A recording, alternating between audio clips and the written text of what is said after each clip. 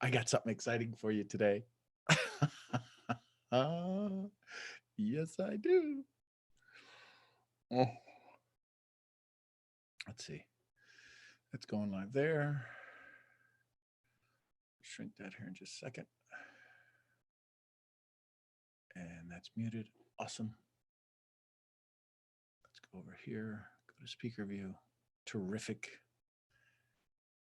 Hey, good morning, Misfits. How are you? It is February 13th, one day before Valentine's Day, in case anybody needed a reminder.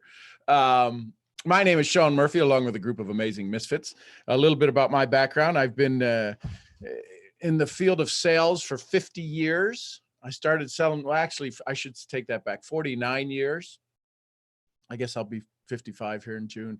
I love it. Yeah, so I started selling corn off a hay wagon when I was 4 years old on a farm. Learned a lot of just real life traits growing up on a farm, life and death and all of that stuff. Went to Catholic school, barely made it through high school with a 0.9 grade point average my first semester as a freshman in high school. Drove by a lot of colleges. Learned the philosophy my dad taught me: help enough other people get what they want, and you'll get what you'll get what you want, right? The Zig Ziglar motto. Got involved in this profession of network marketing some 22 years ago. Thought it was an arm's reach away from purse snatching. My first year, I did pretty well. If you just listened for the number, $80,000. But let me finish: in debt. So I got my PhD, my master's, and my bachelor's, my BS, all in the same year. And my PhD stands for Public High School Diploma, goes along with my BS, which is what we think it is. Anyways, all that to say, I'm here today with you. Luckily, after standing on stage in 30 plus countries, been translated into 40 plus languages, 3 #1 Amazon best-selling books for a kid who can't write from the farm. Which means if I can do it, you can do it. Here's what the conversation is going to be about: motivation. How to find yours to change your own behaviors. Good morning, everybody. Hope everybody's having a great morning this morning. Let me look here, check out the names, see if I can say hello to everybody. There's Bree and Tessa and Ron, Ronnie Roy in the house, and Javilia and Crystal. Hello, Crystal and Tessa and Jasmine. And there's RBP in the top left-hand corner. Listen, I'd like to go for the X for the win in the top left. There's Brian Dupree, and there's Latoya and Monica and Fanny and Ron and Julie. Hello, everybody. And Crispy. Anyone new to the call? I don't see any of the new. I think that's Bob Kane there on 412 on the call. I don't see any new names. I think I recognize all y'all. There's Brian Dupree and Christian. Good to have you all here this morning. Go ahead and send out your 3 messages. Go ahead and send out your 3 messages. We started off our morning by doing a little sending out a bunch of love, getting our hearts in the right place, getting our mind in the right place, getting our mind thinking, I'm in control, and the heart's going, we're sending out the love. So great. I see D's from Tessa and Latoya. Awesome, awesome, awesome. So I need to see which screen this is going to come up with when I do this share. This is an ILT, invest, learn, train. So I saw something, I've seen it quite a few times before, the genre of what I'm going to be talking about, but somebody helped me to solidify it and give me a better understanding of it. And I'm going to share that with you this morning, if that's okay with y'all. So I need to go find, where's my keynote. There you are. But that's not the one I want. I do need to cancel. I think I closed it. So open recent motivation, change of behavior. So when I do play, it's going to go over there. Okay, so exit. So I'm going to do a share screen.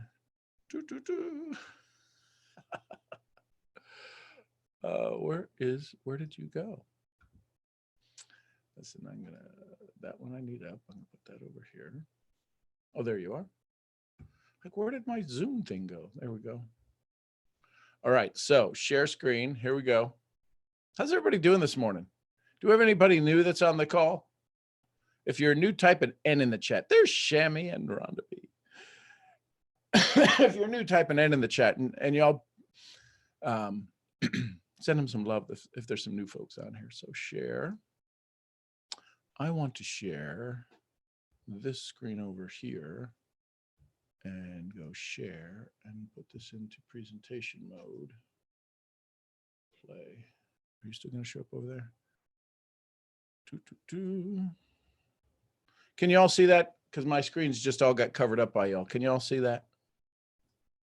Somebody give me a verbal. Yep, you're good.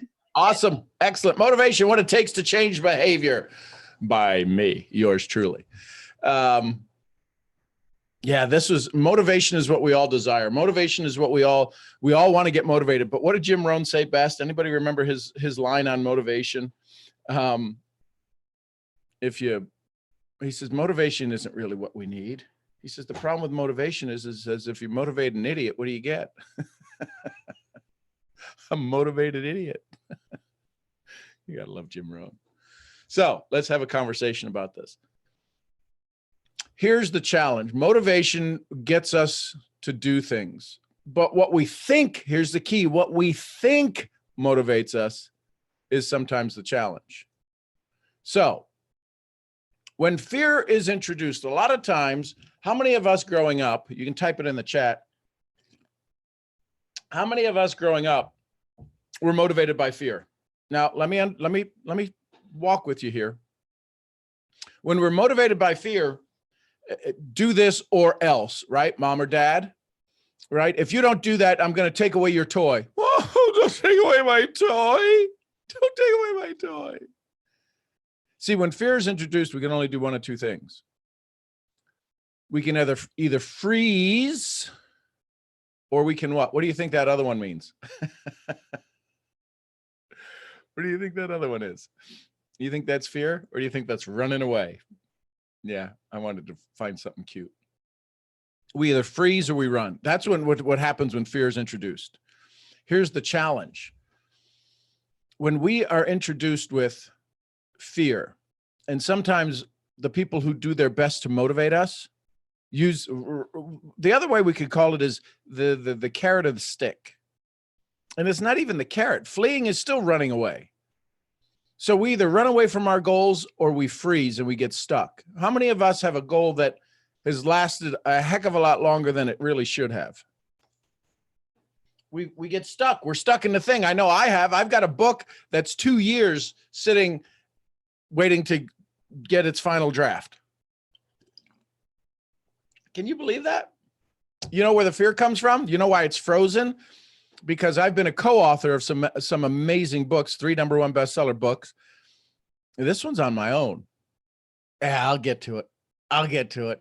Everybody says they believe it's another #1 bestseller. Yeah, but it's all my book. I'll work on it. That's either freeze and or fear, or flee and or both. So what is it about warnings that don't work? How many of us, when they put, how many of you, if you were in marketing, put yourself in the marketing for, say, cigarettes, and all of a sudden the government says you've got to put these warning labels on there. How many of you believe that the marketing team absolutely was pooping a brick because they're like, this is going to kill our business? It's absolutely going to kill our business. How are people ever going to buy anything? How are people ever going to keep smoking if we put smoking kills on the front of a packer? Smoking clogs the arteries, cause heart, Surgeon General warning. How many?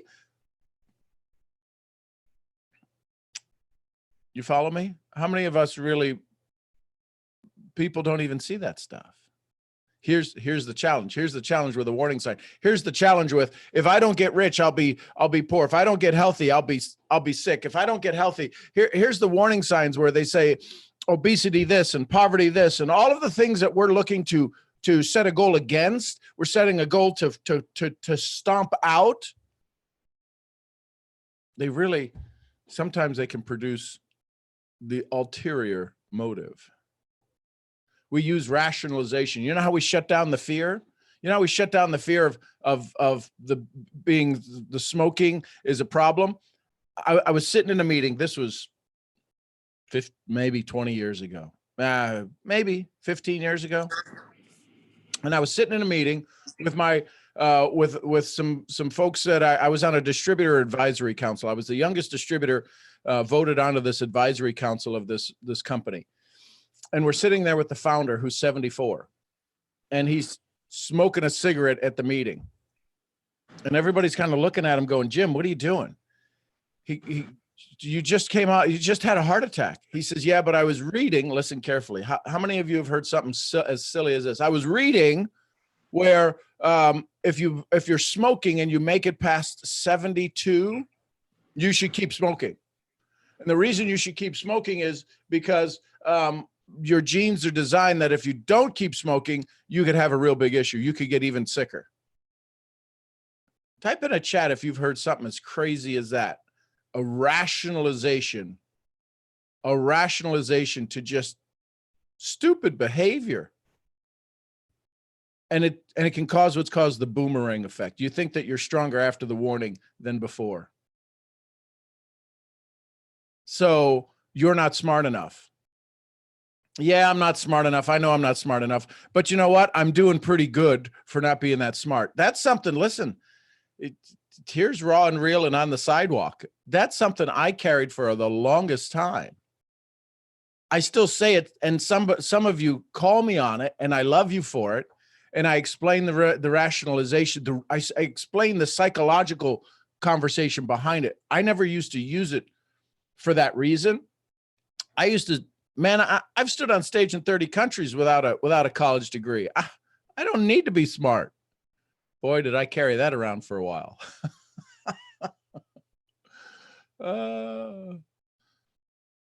Here's what happens. So we either get stronger from it. Listen, we either get stronger from it, or we might do this. Get over to the right screen. I got too many screens going here. We put our head in the sand. And if that doesn't change us or move us into making changes, there's always the alternative, putting our head in the sand. There's some simple changes in our behavior that all of us need to do, myself included. I am on this bus with you. I am driving this bus of change that's required.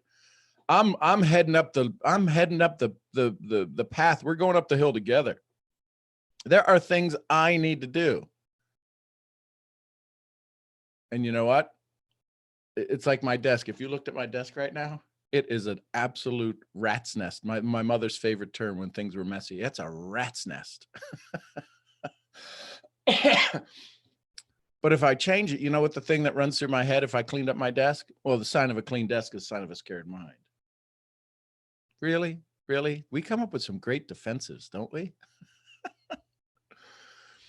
We avoid bad information as long as we can avoid it. Let me explain something to you. There's certain things in your life that you can avoid the bad information. Then there's certain things in your life you can't. I see the barber here, Ryan Barber, the barber put up, and one of my barbers in the barbershop had some bone marrow cancer and still smokes cigarettes through each haircut. And he says his doctor said, whatever he's doing, keep doing it because he's doing great.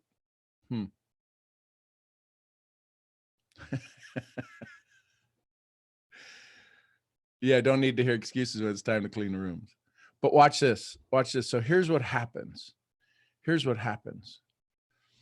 We get the warning signs, and the warning signs are things like procrastination, not cleaning your room, poor habits, bad retirement, cracks in relationship, right? And we all know what that is, the flying proverbial what? Heading towards the proverbial bad behaviors, missed dates for goals, real health problems, broken relationships, financial crash, divorce. When the proverbial you know what hits the proverbial fan. You need to know which way the fan is facing and which way the wind is blowing. And the reason we do that is so we can at least avoid that. I love the one down on the bottom. Henry's Manure getting ready to meet Sam's fans. That guy was a genius, that cartoon guy. But how many of us are sitting here right now? The fan is going, and we're trying to figure out which way the fan's going to throw everything, so we can just move around the fan, as opposed to just getting rid of the warning signs. Watch this. So in any interaction with people, this is all dealing with our prospects. Listen, if this is where we're at, if we're the ones that are doing personal development, and I've been spending 30 years doing it, 40 years doing it. I made my first sales call when I was 14 years old. My dad dropped me off at a coal mine. That's a whole nother story. The point is that if we're all doing this and we're all pretty good at working on ourselves, what is our prospect doing? How many times is our prospect the little person down in the right-hand corner carrying the fan or carrying the poop? And we're sitting here going, you should do this and you should do this. We got to figure out what leaks into people. What leaks into people? And this is what leaks into people from our conversation. How many of us have heard that people think that what we do is a bunch of BS, right? It's one of those things. It's a pyramid. People are still asking that. You know how you know how hard we've pissed people off for people to still hear this story about it's a pyramid? My bride was watching Bull, this criminal psychologist who does this thing with juries. If anybody knows what I'm talking about, Bull. And he didn't like somebody. Listen carefully. He didn't like somebody. He says, they said, but Bull, she's all qualified. She has all of these requirements. She meets all of these criteria. She's this amazing soul. But you know why he didn't like her? This was in the TV. This was in the show. Monique would know that how sometimes these lines these lines get written into scripts.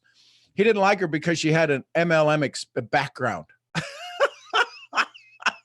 You know how many people that of us that kind of agitated, but you know how many more people it got them to just cement going, look, see, they're talking about it on TV. She's got MLM. She's this degreed lawyer, blah, blah, blah. He says, I don't trust her. She's been in that network marketing world, that MLM world. I heard Michelle bust out laughing in the other room. I go, what are you laughing at? She goes, Bull just dissed MLM. I'm like, oh, good Lord. So let's do a little quick non-scientific study here. Listen carefully. So here's the quick this is what we're going to do. A little quick non-scientific study. In the chat, how many of you believe you would have hearing loss in the future? What would you say the percentages? Type it in the chat. I'm looking at the chat on another screen over here. What would you say the percentages that potentially you may lose your hearing over time? Type it in the chat. Mia says 25%. Jasmine says maybe. So that we'll go 50-50. Who knows? Javilia says 75. Book says 0. Now, 65%, 25%. So I'm gonna. I know Rhonda. I know Monique. I'm gonna say, listen. I've done some research, and I'm looking at your demographic, and based upon your history, you have a wildly great percentage that your hearing, based upon what you've done, is going to continue to be perfect the rest of your life. So you probably have about a 4% chance of losing your hearing based upon what I'm looking at. And some other ones that are on there where you had a very low percent, your percentage is a little bit higher than what you're putting it out there based upon what you're saying. Now, if I were to go back and ask Monique and Rhonda, based upon the scientific study that we've just done here, here's what they did. They asked 100 people what their thoughts were on losing their hearing. And most of them said about 50-50. And what they did was they gave them some research. They gave them some made up research that said, here's for some of you, here's the good news. And for some of you, here's the bad news. Do you know what happened? Do you know what happened? People were more likely to accept the good news and avoid the bad news. So if I were to say to somebody like Shammy says she's at 10%, and I said, Shammy, but based upon your criteria and where your genealogy comes from and your culture comes from, I'm sorry to inform you, my love, but your chance of hearing loss is almost 80% in the future. Now, all of this is made up. And all of a sudden she'd say, well, yeah, but you know what? My grandfather, his hearing was good. He lost a little. And all of a sudden we go into that rationalization stage. I'm going to wrap this up and bring it into a bow here as it relates to our prospects. Watch this. Watch this. Learning from bad news. Good news, we really don't learn from. We just accept it. But here's the challenge. Listen carefully. For those of you that are 30 or less, when you start presenting bad news about your presentation skill, about your presentation, about the economy and about all of this other stuff, they ain't learning. Monique, cover the kids' ears. That red scale, that red line shows how we learn. Do you know why it takes people who are in their 40s and 50s to start to make changes in their lives? It's because when we finally learn from bad news, we've got enough of life's experience to recognize that bad stuff can happen. So when we're 10 and we keep falling off the bike, how many times do we fall off the bike? Thank goodness they don't learn from bad news. Otherwise, who would be walking? We'd all be sitting around on a couch somewhere going, eh. So some of this is by design to help us to get through the falls, to get through the challenges. Yet when we're talking to a 20-year-old about investing, when we're talking to a 20-year-old about getting healthy, when we're talking to a 20-year-old about journaling every day, you know why it's so hard for you all to journal? You youngsters, you young bucks. I don't know if I saw Ray Barbuto on here, but he could call all of us that. I love you, Ray. So could Ronnie Roy as well. Paulette, she's 13. Paulette's 24. Paulette's 24. She couldn't call us young bucks. So my point is this. This curve, when I saw it drawn out, when I saw the visual of why I beat my head against the wall when I'm talking to Mason or I'm talking to when I'm sharing stuff and I see you guys nodding and then I see you go do the same silly stuff. I say it's dumb stuff because I've got the experience, but you're like, dude, you don't understand our culture. Man, I said that to my dad. I said that to my dad. I said that. How many of us have said to our parents, you just don't get it. You don't understand our culture. You don't understand. You don't get our vibe. I don't know what you said. It could be from the 50s, right? How many of you type in the chat that this chart kind of gives you a new expression? Type a W for wow, if this wows you. And here's the thing. How many of us, when we talk to our grandparents or we meet somebody else's grandparents and they just call it the way it is, we go, man, that is so politically incorrect, but I love just being around them.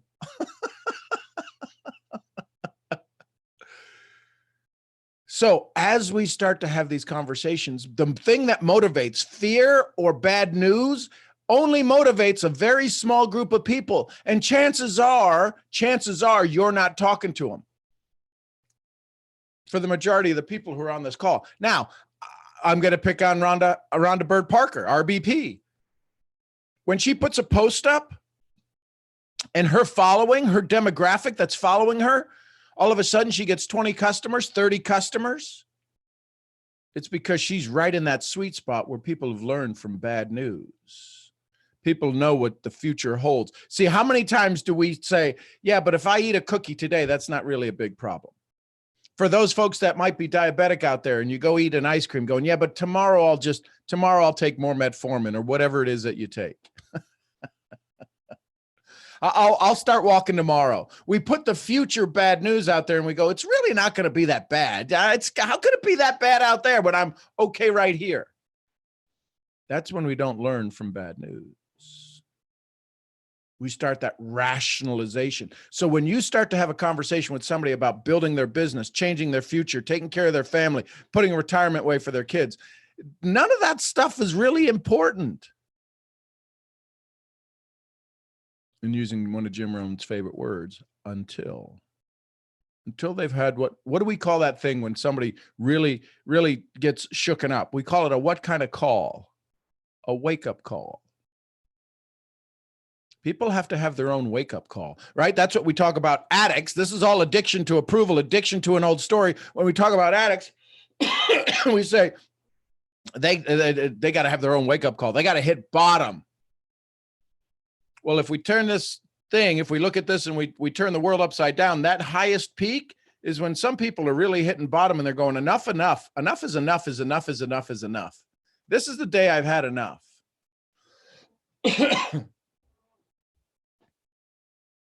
That picture right there is just pretty freaking powerful.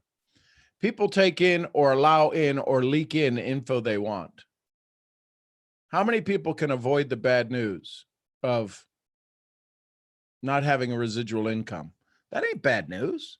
How many people can avoid being healthy? That ain't bad news. It ain't bad news not being healthy. Being healthy ain't bad news. Making more money isn't bad news. So it really doesn't even trigger the internal. We're talking about the unconscious, silly things that people do. Listen to me. Listen, this isn't going against anybody's philosophy of training. What I'm bringing up, delusional, it is, but it's only delusional because we don't see the dilution. We don't see how they dilute the future.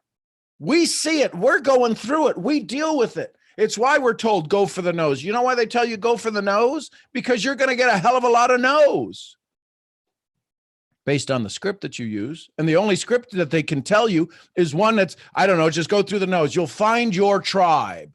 Well, you'll piss off 3/4 of the world as you go find your tribe. That's okay if you got thick skin, and some of you do, some of you don't.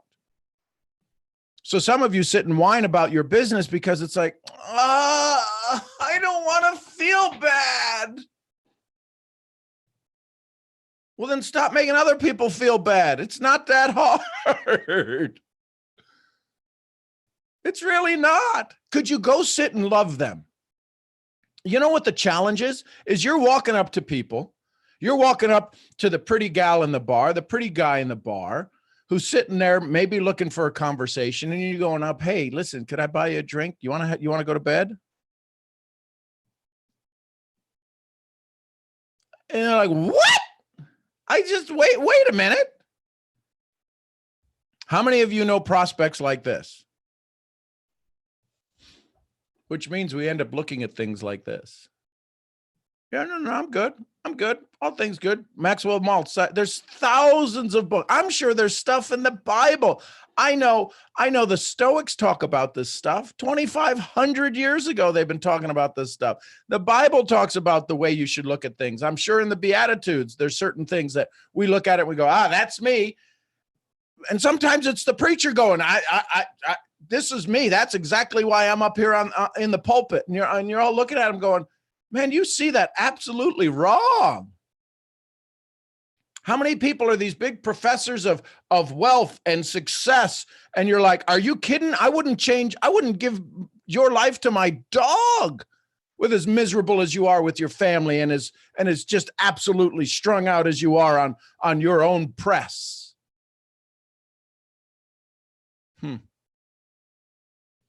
And then here's the thing. Sometimes we can take the bad and look at it and go, yeah, I'm not that bad. I'm really not that bad.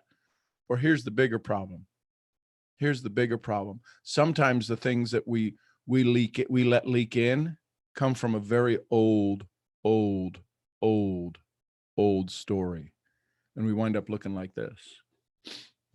We don't believe the good things that are happening to us. We're skinny as a rail and we look in the mirror and go, oh my God, I'm so fat. How many of you do that? Part of being an addict is admitting it. How many of you look at them and you go to your girlfriends or you're hanging out with your friends, you go, oh my God, now I can understand bloated. I can't understand it. I can't even comprehend that. I'm not saying I don't grasp it, but that feeling, my idea of bloated is I either drank too much water and it lasts for like an hour. But there's certain things that happen in y'all's bodies that you'll say things, I feel so fat today. And everybody's going, really? What are you talking about? Does anybody ever look in the mirror and think about that? Yeah, Jasmine says, I do that. Upside down smiley face. Here's the challenge. Here's what happens when we do things, when we think we're going to motivate people, when we think we're going to push people into action, when we think we're going to get them going, we wind up doing this. We can magnify the positives in the others.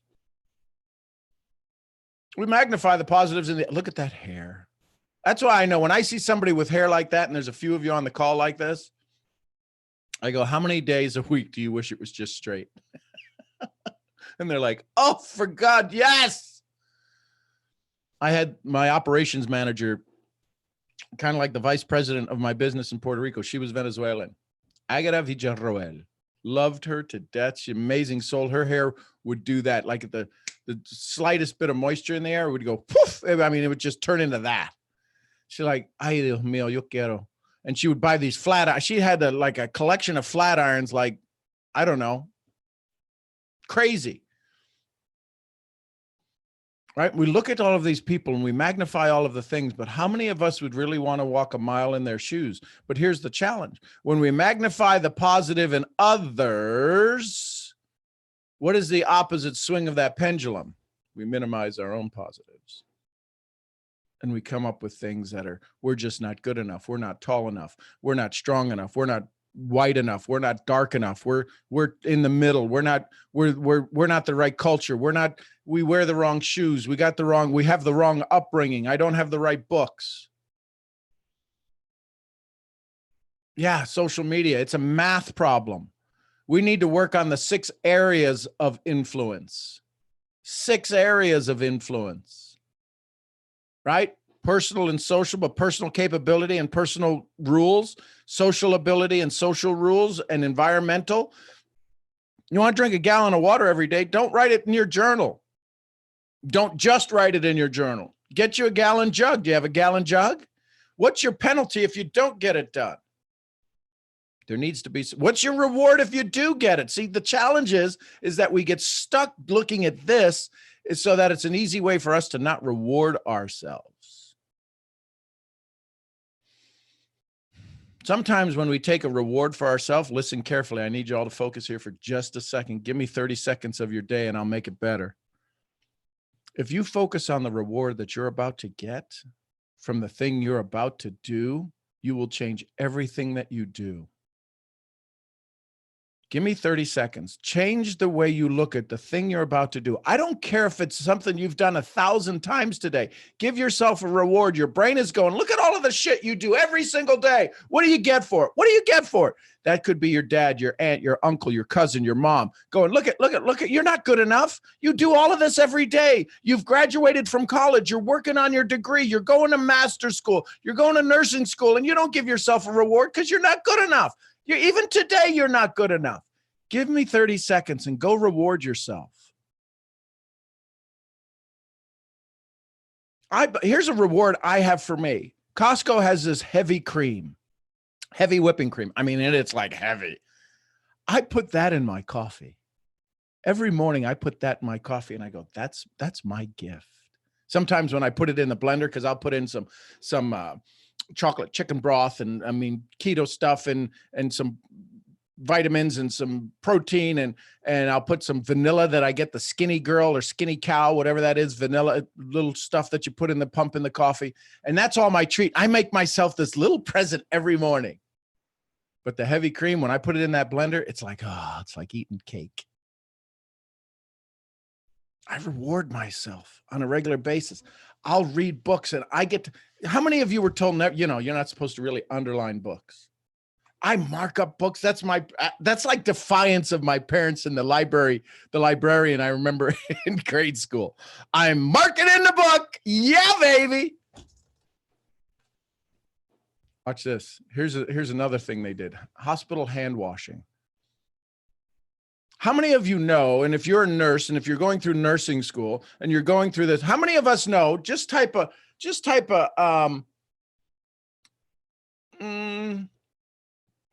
H in the chat if you think that hand washing would be important in a hospital. Type an H in the chat. What just happened here? Something just changed. Hang on. Oh, wait a minute. That's what changed. Here we go. So we think hand washing is important. Excellent, excellent, excellent. They installed cameras. Installed cameras. They knew the cameras were there. And only 10% still washed their hands before they went in and after they went in.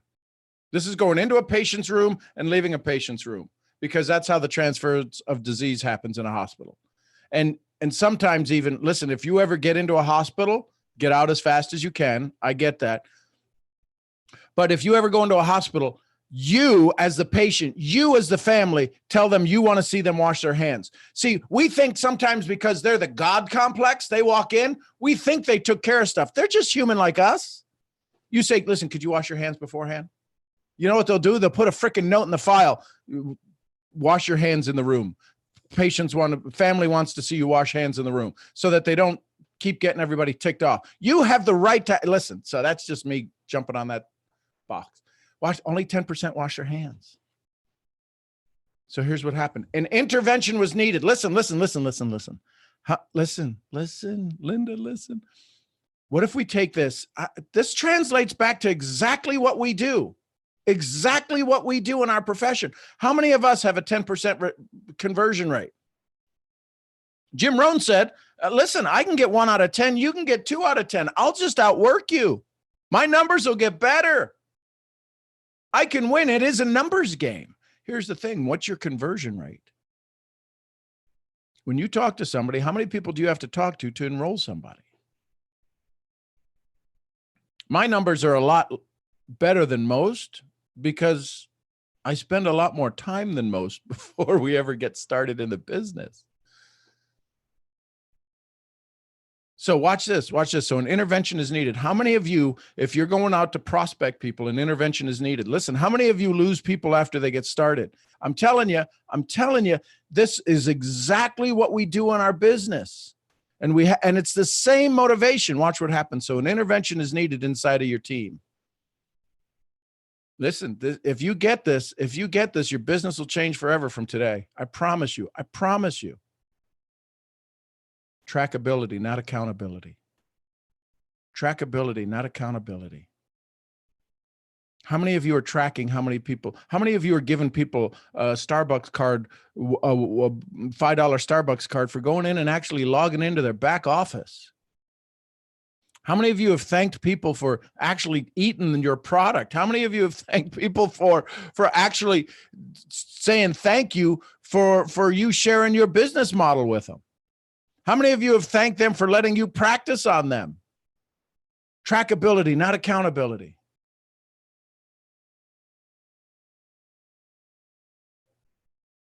Watch this. There's 3 principles. There's social incentives.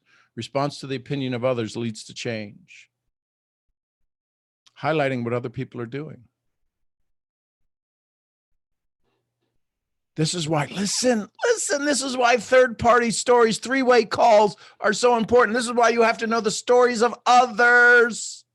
You got to know the stories of others. Well, I'd like to get this for my mom. Wow. You know what? I bet that would work wonderful for your mom. I have a very dear friend of mine who gave this product to her 74-year-old mother. Now, I don't know what, listen, you know how sometimes families can see things that maybe are there or aren't there, but they said that her brain fog went away. I don't know what that means. She's lost like 20 pounds. She's in jeans. The mom is like this chatty Kathy all of a sudden. I mean, there's family members that are asking somebody, what'd you give mom? Because, oh my God, that's her. That's the mom from 10 years ago. How many of you would give your mom this stuff if you had just heard that story?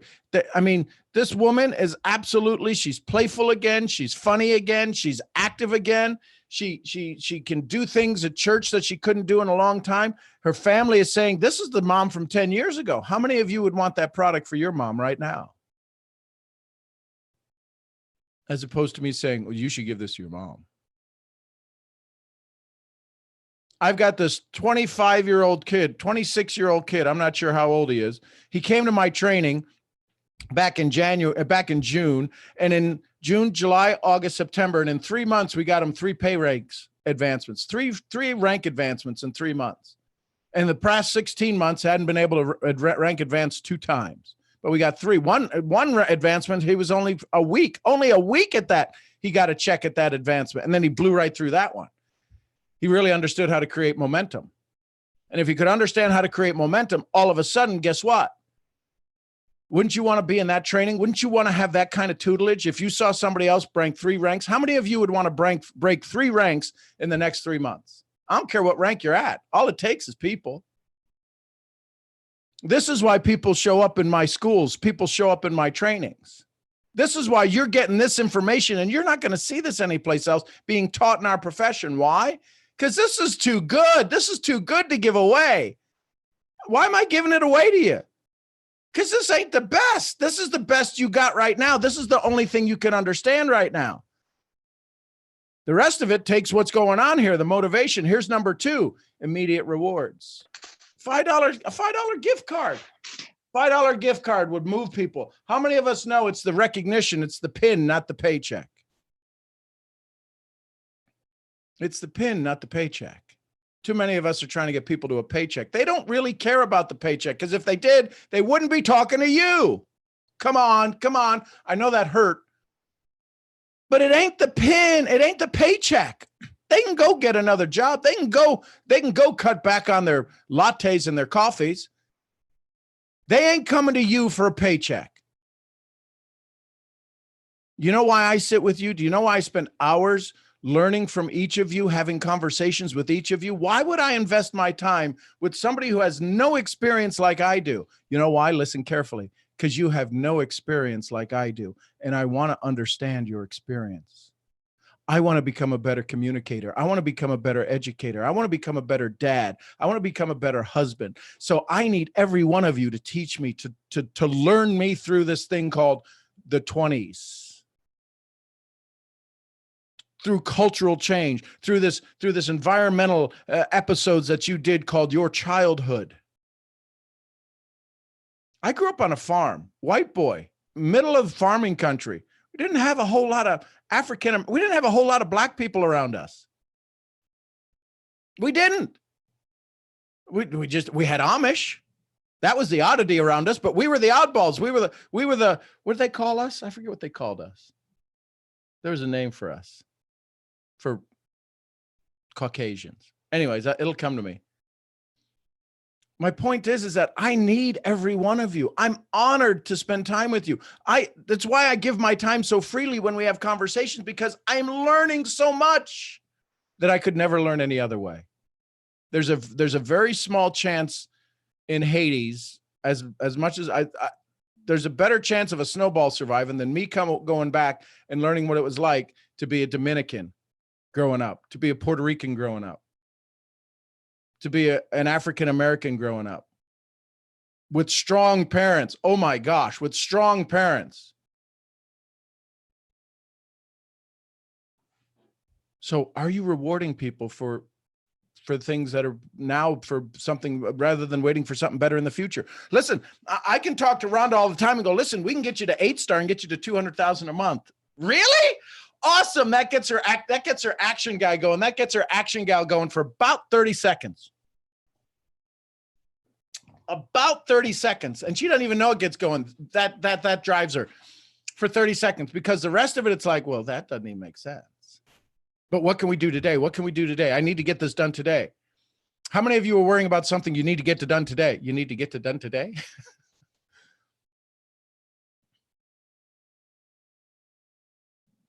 So all of that to say is, what can you do to reward someone? That's what listen. Do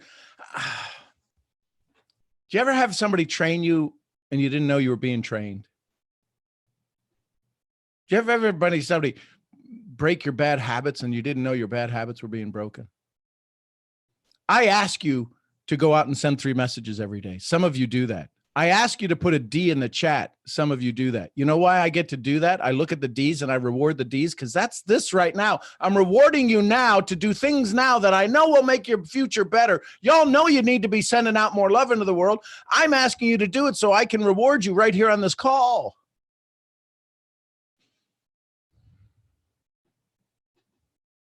And here's the last one.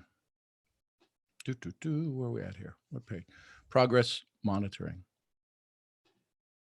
Refer to the future benefit. Hey, listen, you know, if you see a teenager smoking, you know, listen, I don't care if you keep smoking, but if you decided to reduce that or stop that, it'd make you a better athlete. You could perform better. Your girlfriend might want to give you a kiss more often than having that cigarette mouth. To how do we take the immediate reward now versus we're talking the lack that's happening now that we listen, you're killing yourself doing that. Do you think they're really that stupid? Do you think anybody who smokes doesn't know they're killing themselves? Come on. Do you think somebody who doesn't join you in business doesn't realize they're missing out on a great opportunity? Follow me here. Do you think there's somebody out there that when you talk to them and you show them the comp plan that works and you show them all of the people that have created success, when you do all of these things, when you do show them the entire plan, if you showed the plan to them, how could anybody say no to what you have to offer?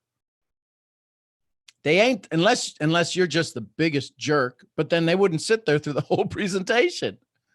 And if they're that kind to sit through the whole presentation, they'd sign up just out of pity for you and never do anything. I've had people sign up like that. I was that bad. Oh my God, I was that bad. So here's the reality. Here's what it comes down to. So what does all this mean? Humans have a strong tendency to seek progress. That's what all of this comes down to. We know that. People have a strong tendency to seek progress.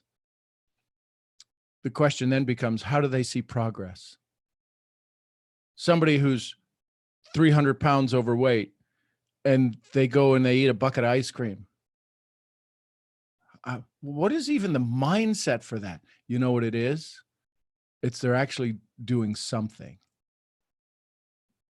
Listen, when there's addicts, it doesn't matter. Addict, alcoholic, drugs, food, sex, pornography. Addict is an addict. We can't look at them and say, that's stupid. Can you look at them and say, can I love them more? Can I fill a hole? Can I love them enough for them to think somebody cares about them? Can you sit across the table from a prospect and look at them strong enough, look at them hard enough, look at them with enough love and enough conviction in your voice, and you love them stronger than anybody else ever has? You're present with them more than anybody else ever has, to give them a chance that maybe this is the person. Can you fall in love with somebody so much, so fast, without, here's the hard part. This is where I think it takes experience. Can you love them hard enough that they feel it without your heart being broken? This is what Bill Gove said to me, the father of public speaking. All of the greatest public speakers went through Bill Gove's training. I've been through Bill Gove's training. And here's the thing that he says to all of us: be responsible to them, not for them. Can you give your love without the expectation of anything back? I can sit across from a prospect. I can sit across from a leader. I can sit across from a CEO. I can absolutely love them to death, see where all of their pitfalls are, see where all of their broken pieces are, see where all of those things are, still love them,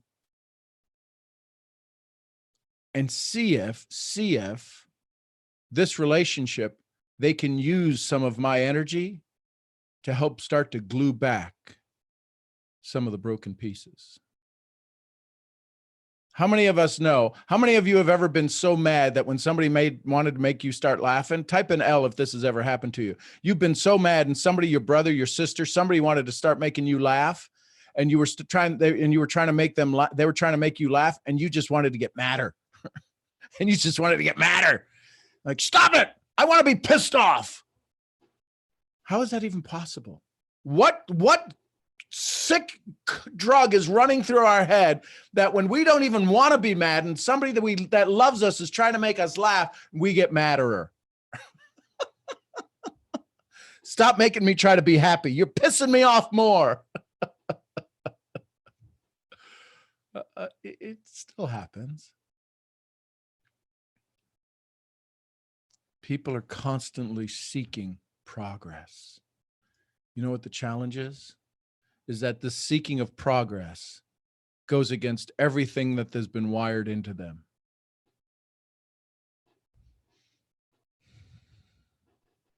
We listen to somebody like a Ray Barbuto who's been through life, who's got thousands of pages of notes. Great teacher. Sometimes it's hard to point the finger back at ourselves. Myself, I talk about what you should write a book. I've got a book that I need to get written. Am I really following through on writing my book? It's been sitting for 2 years. 2 years. It's a great book. It's an awesome book. I love reading it. But you know what? There's still a part of me, a little boy inside of me goes, but what if nobody likes it? What if nobody likes it? We can have all of the education, all of the training, but if we're not going out and talking to people, if we're not doing what Larry Thompson says, doing this, not pointing our finger at them, but doing the presentation, moving the presentation out to people, if we're not asking people to take effort, Jasmine, thank you. I'll probably make sure you get one of the, what do they call that? See, I don't even know that much. When you get the first draft back, they call it something in book writing. Author's copy or something. I forget what they call it, but I'll make sure you get one of those copies. So if we're not doing this, if we're not training, this is why I want to every day come here and train. I start my morning in meditation and then in training. So those are the 3 books, Mia, that are on the screen behind me. The Daily Difference, Mom and Dadpreneurs, and Life Defining Moments. And if you can buy them on Amazon, but if you want to buy them from me, send me a message and I'll sign them for you, because those just come from a warehouse someplace else. But if you want to get them from me, I'll autograph them for you and put a nice little note. If we're not going out presenting and training every day, how are you going to be a trainer every day? Yes, you can DM me on IG. Yes. If you want to train every day, if you want to teach every day, that's why you come to these events. Here's what I'm going to tell you. Coming to these events are awesome. Using it will change your paycheck. Using it will enhance people to a level. If you're not working on yourself every day, sharpening your saw every day, and then, well, if we're creating a sharp saw, Sadhguru says, if I gave you your intellect, would you want a sharp intellect or a dull intellect? And most people say sharp. Well, most of us are running around like a 3-year-old with a sharp knife called our intellect, and we're cutting the hell out of ourselves. That's why you don't give sharp knives to 3-year-olds. I'm going to encourage you. That sharpening of your knife is only so that you can realize when you cut people that you shouldn't be doing it. What kind of knife can hurt you worse? What kind of knife can hurt you worse? A dull knife can hurt you. So we have this whole mindset that you need to have a sharp knife in the kitchen. You do, so you don't cut yourself. But the challenge is that some of you are learning all of this stuff. Some of you are learning all of this personal development, and you're becoming good. And you sit down from a prospect, across from a prospect, and you go, wah, wah, wah, wah, wah, wah, wah, wah, wah. And you hit them with your intellect. You hit them with your big capability. You hit them with your big words. You hit them with the nomenclature of your business. And you walk away, and they fall to pieces as soon as they walk away. And you go, ha ha, I showed them. Your last presentation, who did more talking, you or them? Why did you do more talking? Was it to show them how smart you were? To show them what they're missing out on? If you're talking more than they are, People came to Jesus and they said, heal me. He said, it's done. Didn't have a whole conversation. It was their faith. How many of you are challenging the faith of your prospect and you're not even letting them believe that you're the one? You're the one. And you sit there with your sharp knife and you say, here's what you need to do. Here's about this and here's about that and here's about this and the economy and you've got debt and you've got this. Listen, you've got a story you currently have. Do you want that? How long do you want to keep that story? I don't want to keep it very long. Do you have anybody that's willing to help you change your story? No. You do now. You want to get started? Well, what's that cost me? What's it cost you to keep your story? All it is an exchange of energy. Well, I don't have enough money. Enough money to what? To get started. I didn't ask you to get started with money. I asked you to get started. Do you want to change your story? How many people are you willing to mentor? How many people are you willing to pour into just to let them be in the car?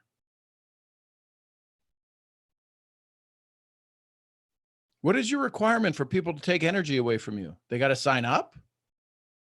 How's that working for you?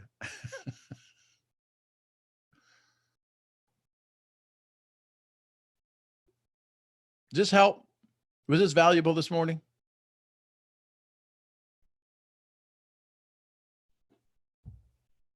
So here's what I'd ask you to do.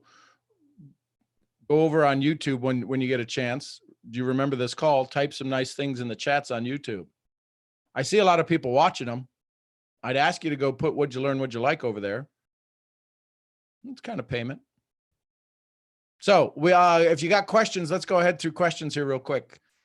Or if you got some comments. It's right there. YouTube Mentor to Mentor. It's right there in the background of the screen. Ada. Good morning, Ada. Ada's got her hand raised. Good morning, Sean. Good morning, Ada. I actually didn't raise my hand on purpose. What's May I that? ask a random question? Okay. I said, all right, so lately I feel like it's about kind of like the business. So lately I've been feeling like I know that you have to be 100% into it to get the best results that you need. And I've been feeling like I'm still in school and I still want to get my nursing degree. And I make that a priority, I feel like, but it's hard to make both of them a priority and go as hard as I can in both of them and still find the results that I need to. And I know that I need to like prioritize my time and be very organized and stuff like that. And I'm trying my best with that, but I still feel like when I'm not 100% in each of them, there's no way I can get the best results. So, Ada, Mm-hmm. you were here on this call. I came in a little late. That's okay. You were on the call. Your hand has been up for a while, so you're on the call. While you were on this call, how many other things were you doing? I was cleaning my room. Okay. So, did you get anything out of this call? I missed a couple of things because I wasn't taking That's okay. notes. So, But, based upon, have I ever asked you the 3 questions? Do I have your permission to help? yeah. Do I have your permission to make you feel a little uncomfortable? Yes. Do I have your permission to take you out of that uncomfortable feeling? Yes. Okay, listen carefully, everybody. Listen carefully. Every time Ada has given us a conversation, Ada's been working on herself. Ada's been involved in this profession. She's got some amazing mentors. She's having these conversations. But how many of you, I'm going to use her as a little petri dish here right now, Ada. How many times when I asked her a question, did it always come back with a negative answer? I'm not enough. I'm not 100%. I need to be. Who told you you need to be 100? There's no way, Ada, you can't be 100% anything. You can be 100% dead. That's the only thing. You can be 100% alive, but you can't be 100% in your time or your management or your business or your trading or your anything else. That's a what do you call that when you put something on somebody? That's just a requirement. That's something like trying to be perfect. Even the big guy got mad one time and tore down a temple. We're not always perfect. So watch this. You were listening to this. You got some good information out of this. Would it be fair to say that there was something that hit you that you said, "Ooh, that's good for me"? Yes. But you were still cleaning your room. That's okay. That's called life, my love. And whoever told you that whatever story you got, that I got to be more in this. Listen, you're 100% in the business right now. You know how I know that? You're alive. You are breathing. Love you, Brian. Thanks, brother. You're breathing, my love. Mm-hmm. So this idea of time management, you can't. That's what's going to keep you stuck. You can't manage time. Tell me, okay, so it's 7:31 on my clock. Manage time and get me back to 7:29. Put me, let's speed this thing up. Get me to 7:35 right now. It's still 7:31 on my clock. What you can manage, my dear, is how you feel in this moment. And the love that we have for you, the love I have for you, that's 100%. You're this amazing soul who wants to give more, who wants to be able to do more. Now, there's a whole side to a woman's brain here that I'm going to get RBP to talk about. I can see her smiling right there, because this is a guy, and you're listening to a guy who loves you and has all of this respect for you and all of this glory for you, but it's coming from a guy. It's coming through a filter like, well, and he's this white guy that's this mentor that, I mean, I can't even believe I'm getting to talk to him half the time I get to talk to him. And there's all of these filters that my message is coming through. So now let's have it translated a little bit. Well, what hit me was, first of all, I understand the feeling of a woman needing to be all in one place. And so you have to set something else aside. But think about it like this too. I can be a mom and a wife at the same time. And if I couldn't, it'd be pretty challenging, because I like my husband a whole lot and I like my daughter a whole lot. I love them both unbelievable in unbelievable amounts, but I can be both at the same time. I can be a sister and I can be a daughter at the exact same time. You can do both at the same time. You just have to, know to just live in the now at that very moment. And if you're not nexting, if you're not worried about the other role, you'll be fine. I understand what you're saying though. I went through my bachelor's degree single, and I went through my master's degree in a terrible marriage. And I understand saying I can't be in my master's program and be going through this horrible marriage at the same time. I can't do this. I can't do this. But I did it. I'm still here. Now, I might not have done it well, but I know for women, Sean can speak for the men. I know for women, there's a lot of pressure to multitask. And then we hear all these things about how we can't multitask. But you can be different roles at the same time.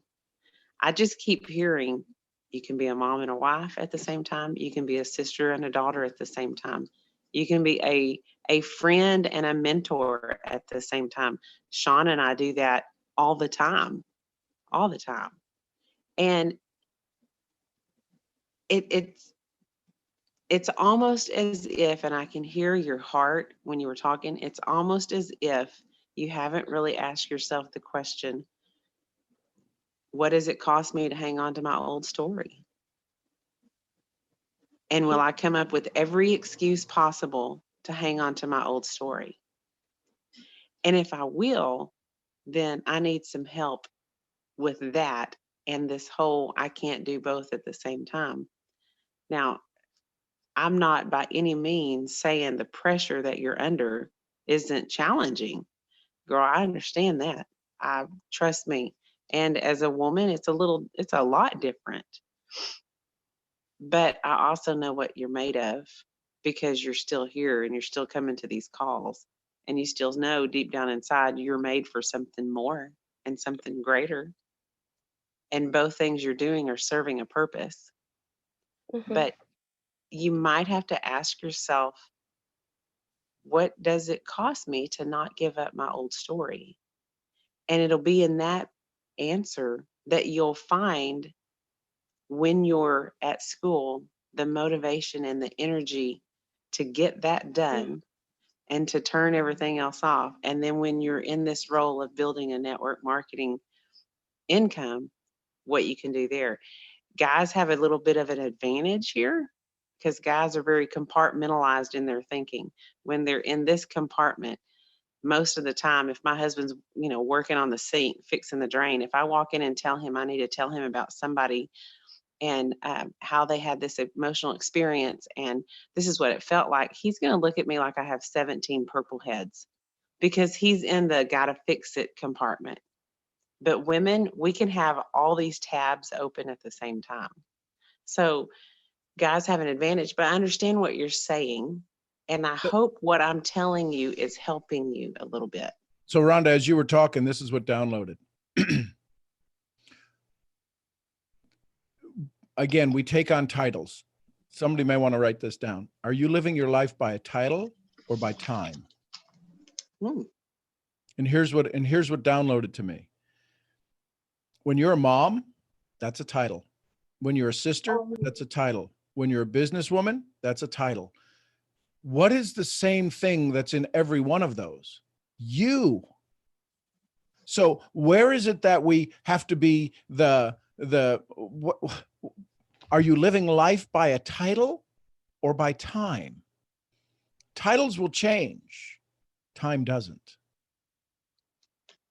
What I heard is, as I heard Rhonda saying that she's a mom and a husband, a mom and a wife at the same time.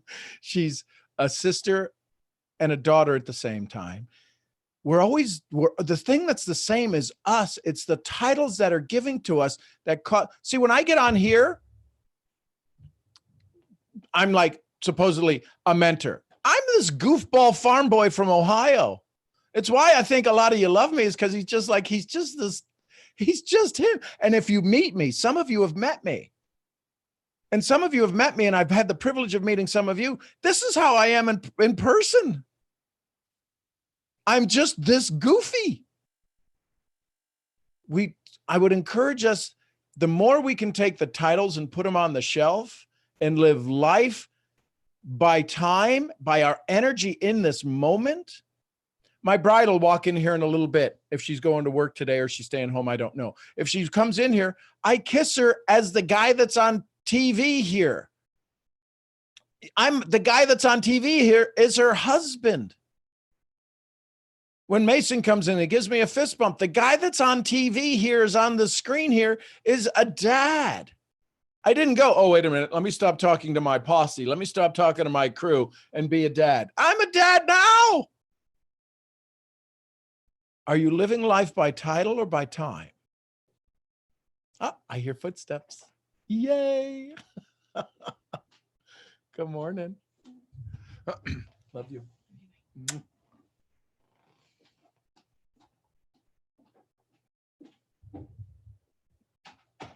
So, Ada, how you feeling?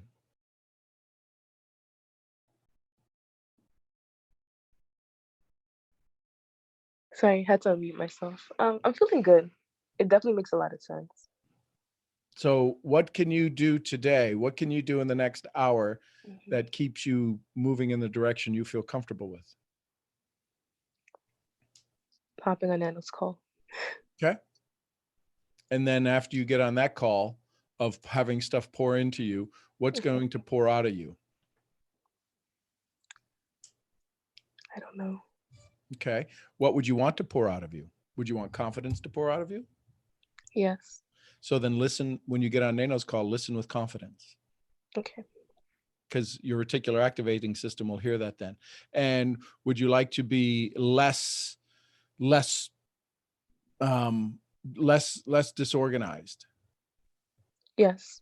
Then listen with organization. See, part of the and this is downloading to me again, part of the challenges is when we're sitting across the table, we've never set the stage for the prospect to hear our presentation. And Ada, I apologize that I didn't have this conversation with you before we started, so that the last hour and 40 minutes, you could have been listening with confidence and organization. But I do want you to hear everything from this moment now until you get off of this call, that you're going to hear it with organization and with confidence. Does that change the way you hear things? Yes. Yeah. Thank you. You are this amazing soul. We love you tremendously. I love you too. If we set up the stage for people to hear, we think because we gave a great presentation and we got a standing ovation, sometimes they're standing up so they can run.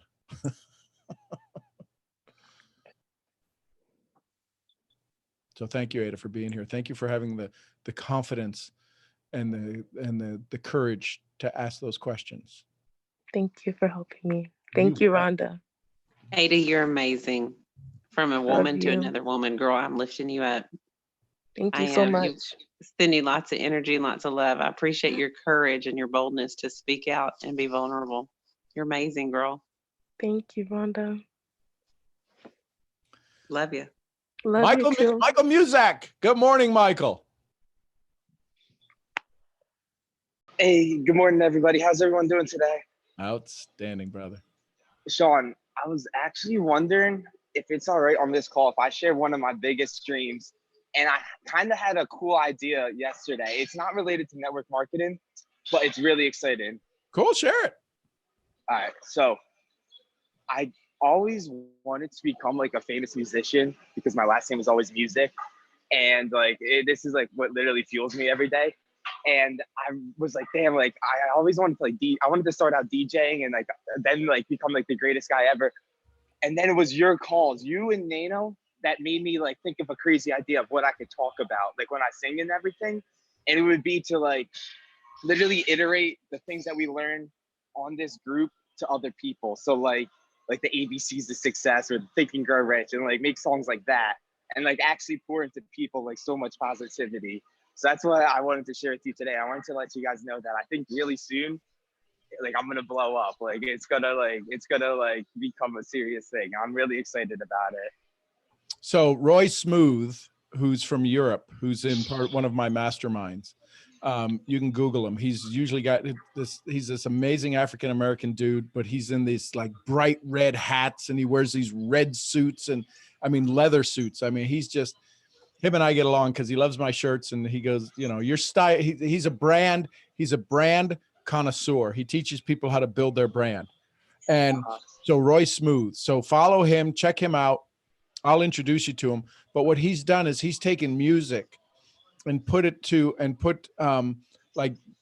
take a video of Jim Rohn and just take the audio and he puts music behind it. So that might give you some inspiration, some guidance. And he's had 25,000, 30,000 downloads a month. I think he's getting now from a podcast or something. But just check out Roy Smooth, SMOTHE. I will definitely check him out. But that'll give you an idea because that was just an offside thing that he did was taking these videos, taking the audio and putting music behind them so that it's easier to listen. But somebody like yourself with the last name, you can create a lot of music that will. Yeah, I was gonna sing about it myself. Yep, absolutely. That's what I'm saying. That's what you could do. Roy's voice sucks for singing. Yeah, I'll shout everyone on this call out when I win a Grammy soon. Yep, absolutely, brother. Michael, I appreciate everyone. Hey, Yeah. Michael, I love that look in your eyes of I've got a secret and you don't know it yet. I love that. That look in your eyes and that smile on your face, you suck me in every stinking time you flash on the screen. I'm like, I just want to grab him and hug him. He's amazing. But that look in your eyes tells me everything that's in your heart. And that's exciting. You're just fantastic. You're wonderful. Thank you so much, Rhonda. I really appreciate that. You make my day too. And Michael, I'll say this: be prepared for your circle of group to change. I am. Yeah, and that's gonna suck because you want to make sure everybody's happy, but you got to make sure you take care of you. Then you can take care of everybody else. I will. Appreciate everyone on this call. Thank you guys Love for you, letting brother. me like just say this out loud. It means a lot. Awesome. John, if I can offer Please. a little support for Michael. There's a model that I think is worth noting in the story of a woman who in her younger years wanted to become an opera singer. Well, as luck would have it, she's got a voice like a frog. But what she finally recognized was that the real value or the real important thing was her love of opera. So she became a guide, an usher, a docent at the Metropolitan Opera, where she was able to share her deep love of opera with perhaps thousands of people, but in a way that was different from her original desire to express herself through her voice. So I think the lesson is to dive deeply and to find out what is really important in what we seek to do, because there's all kinds of ways that we can discover for possibilities for expression of that love, of that that drive, that desire. So, you know, maybe not being a famous DJ is going to be Michael's end result. Who knows? I don't know. Only he knows. But I'm just suggesting that when you look deep and you really identify what it is that what is it that really matters, that you find the answers to which path do I take? How do I develop myself? Where do I want to put my energy? And sometimes it doesn't appear where we initially thought we wanted to go. I also wanted to say, you know, I come to these morning meetings seeking meat more than the frosting on the cake, if you will. Yep. And today I feel like I got a filet mignon. And for me, that's something to chew on intellectually, mentally. And what I thought was really interesting was that you kind of set up the challenge. If we think about it in terms of network marketing, you presented the challenge of how do we offer good news to the people from maybe age 30 to 60 that have the most difficulty according to that curve. I'd love to know the source of that information eventually, but and then later on at minute 44, you suggested we need to send out more love into the world. Well, that raises the question for me: love like what? How specifically what love? And so what I'm chewing on in this offering today is, how do I think about presenting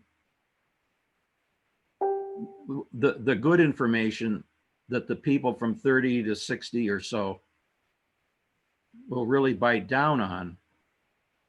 Is it just saying, oh, you're just a wonderful person, you know, your smile lights up the room? Or is it more something like, here's how you can actually profit by joining my business? There's a balance there. What I'm getting, the meat for me today is, how do I look at both sides of that issue? And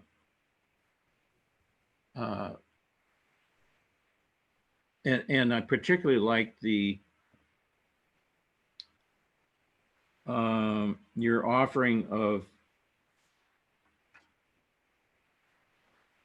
the idea of immediately rewarding people for good behavior, for stepping out and you know, taking a chance, taking a risk, doing the things that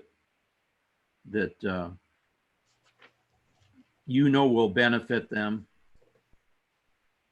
and monitoring their progress, not holding them accountable. Right. That's extremely powerful. But that the general question, you know, do I just saddle up to them and buy them a drink and say how wonderful they are and wait around until eventually they'll say, you know, what do you do? And I get to say, well, I do what I please and I do it very well. Why do you ask? Or as opposed to diving into answering the questions that you know they're really asking, like, how do I do this? How do I actually get what I want? So that to me is, I got a lot of chewing to do. I got a lot of digestion to do today, and I want to. We'll take some antacid. Yeah, I want to thank you for that. I appreciate it. So there you go. Well, and again, the way I look at it is that we do have an amazing opportunity, all of us, to help people become aware of bad news that they already know about, talk to them about good news. The question is that how fast do they want to go to, how fast do they want to go for it, right? And there's some of the young kids that are on here, and I call you young kids with love and respect and honor. Even Rhonda's a young kid to me. The point is that people who are looking for the light, depends how dark the room is. And how dark the room is, sometimes it doesn't need to be a whole lot of light. Sometimes they're in such a dark room, such a dark place of, and it's, I mean, it doesn't have to be like they're, you know, they're on the precipice of hell, but it may feel like that sometimes. The slightest little light that we can show them, the fact that you saunter up to them and ask them how they're doing, sometimes that changes people's state of mind.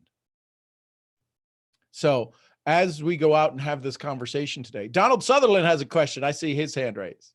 Good morning, Donald. When I grow up, I want hair like Donald. You're muted, brother. Good morning. Good morning. Good morning.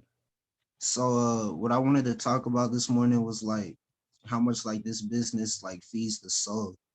Like I only been in 2 months, right? And I'm a DJ as well, like around Texas, you know what I'm saying? But I just lost my grandpa, and all my mentors and all that, like they kept me strong and all that. And without like this business or anything, I really don't know where my mind would be. You know what I'm saying? Sure.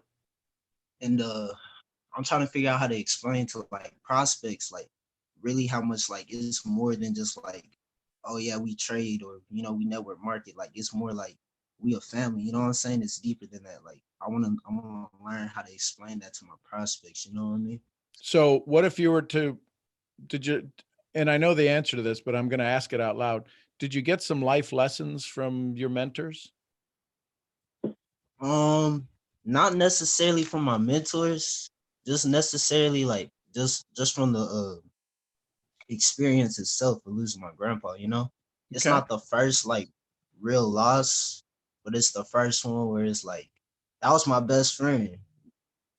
This his house, you know what I'm saying? Like me and him were in here every day. Like he gone. Like he's still here, like his presence, you know? Mm-hmm. But like that was my best friend, you know what I mean? But like I know he's gone and he in a better place. But like this business. But helped he's me still keep, your like, best friend. Listen carefully. He's still your best friend. oh yeah. For And sure. I know you know that. You're doing Mhm. your best to make us feel comfortable with your pain. That's the conversation we're having right now. You miss him. Oh yeah. So Well, it's only been a week, you know? It's only been a week, but like so it hadn't I even left my sunk in. grandpa, it ain't even sunk in. But my grandpa's mentality is always go. You know what I'm saying?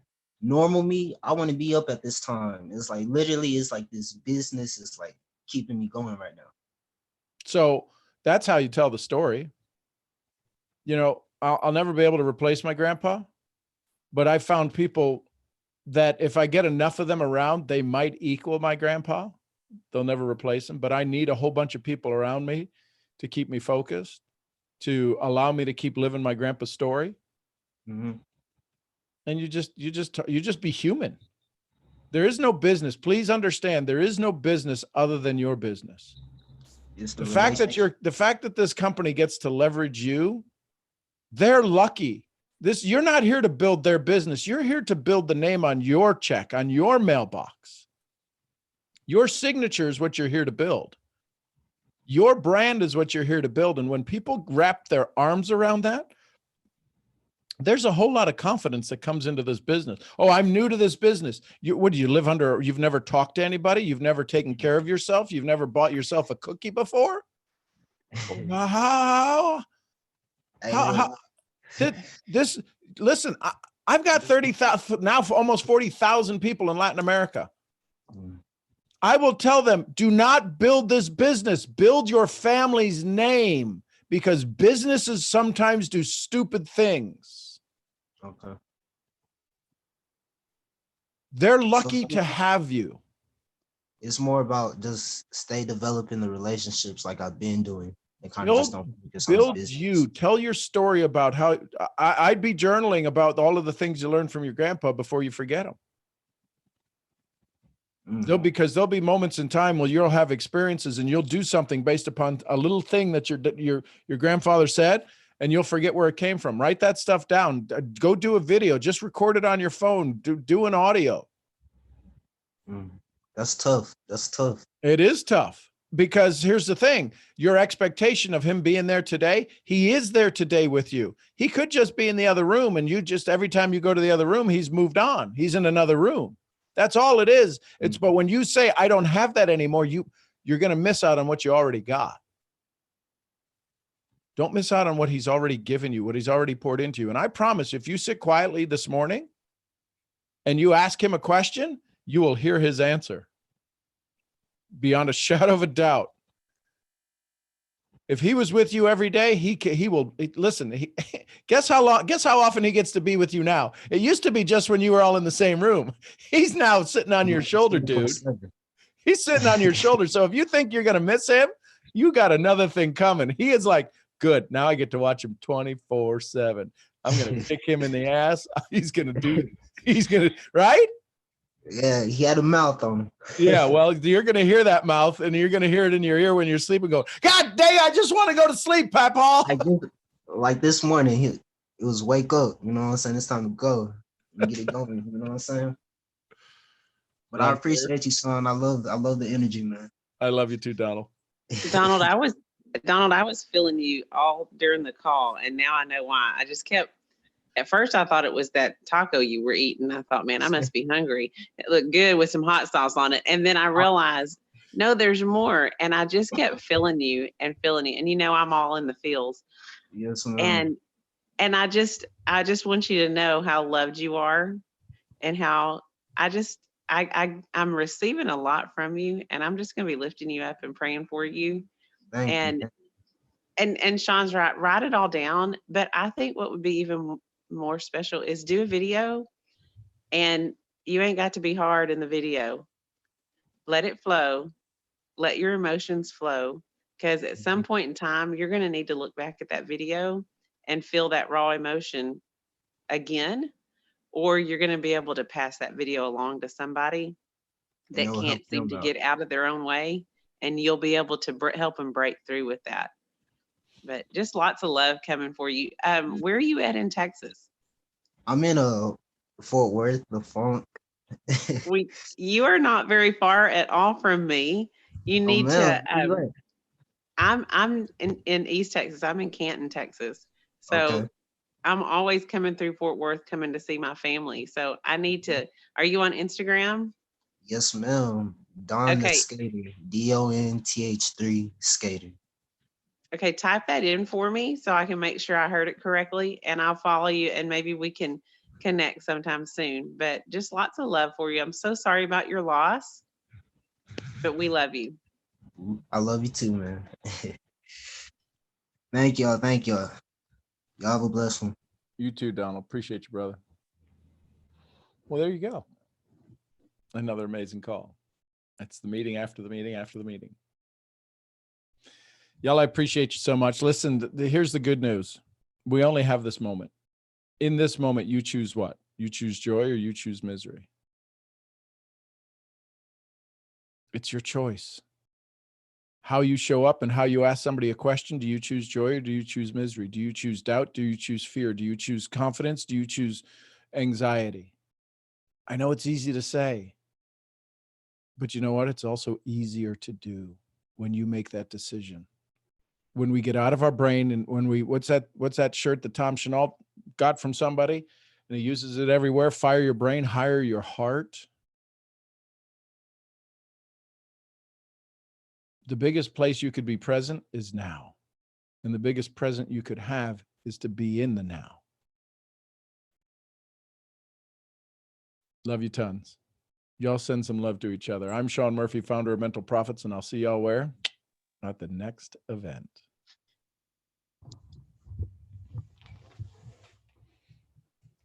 Y'all tell each other you love each other. Love y'all. Have Love a you great day, guys. everybody. Love you guys, everybody. Love you. Love you guys. Have a great day. Love. Love you guys. Have a great day. Good day, everybody. Love you. Love y'all. Everyone. Muito obrigado. Muito Love you. obrigado. I hear those babies. Love those babies. Thank you, Jack. Everybody have a great day. Yeah. Thank you, Yana. Bye. Have a blessed Bye, day. babies. Love you, girls. Love you, girl. Bye. Love you guys. Okay. See you later. Bye. I love Thanks, Jasmine.